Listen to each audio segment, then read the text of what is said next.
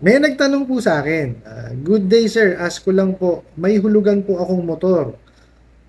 2 months ko pa lang nahuhulugan tapos nabangga ng kapatid ko. Total wreck po yung harap. Halos 4 months ko nang di nahuhulugan.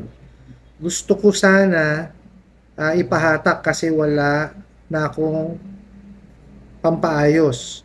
Sabi po ng financing, kailangan ko daw pong ipaayos bago ipahatak. Ano pong advice nyo sir? Salamat." Okay. Um, reviewin nyo yung kontrata nyo, no?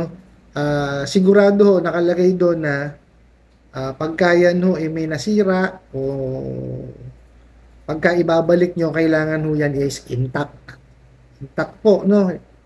Kagaya sinabi nyo kasi, total wreck po yung harap. So,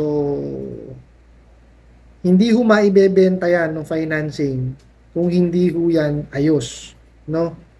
Kasi ganito po, ano, kung, kagaya nung sa inyo, binili nyo yung motor bago, nag-down kayo, 2 buwan nyo palang nahuhulugan. Let's say, hindi ho nabangga, nahatak. Ibebenta ho kasi nila ulit yun eh. Okay? So ngayon, ibebenta ho nila yun ng as is, where is. Okay? Para ho mabawi nila yung losses nila sa inyo. Kasi ho, hindi nyo nabayaran, pinahatak nyo. Di po ba? So, lugi na sila. So, para mabawi nila ho, yung nalugi nila sa inyo, ibebenta ho nila ulit yan, as is, where is. Lalo na po kung total wreck yan, hindi nila maibebenta yan. No, kaya ho yan nakasaad sa kontrata na pag magsosoli ho ng motorsiklo, kailangan po in good condition. Kasi ibebenta rin ho nila yan. Okay po? Kasi yan, kung isosoli nyo ho ng wreck, ng total wreck yung harap, sila pa ho ang magpapaayos, eh wala na hong kikitain yung financing. Ano po? Kaya nga ho, ano eh, sa amin po, no, kumbaga, inaabisuhan ho namin yung aming mga kliyente na comprehensive insurance sa motorsiklo habang hulugan po yung motor.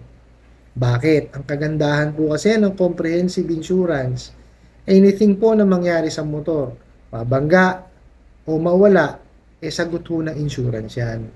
So, ibig sabihin, wala ho kayo sakit ng ulo na mayroon pa kayong babayaran dun sa financing. Yung insurance na po ang magbabayad nun. Ano po? Biruin nyo po sa halagang 1,500 na comprehensive insurance, hindi ho sasakit ang ulo ninyo. Pero dito, kagaya sa tanong nyo na yan, kailangan ho ipagawa ninyo bago nyo ho isoli. No? Kasi nakasaad ho yan sa kontrata na pagka ho kayo magsosoli ng motorsiklo, dapat in good running condition po yan at pati po ang itsura maayos. Ang advice ko na hinihingi ninyo is ipaayos nyo po. Kaya ako sa uulitin, kukuha ko kayo ng motorsiklong hulugan, comprehensive insurance nyo. 1,500 lang naman po yun, 1,500. Biruin nyo kapalit nun, walang sakit ng ulo.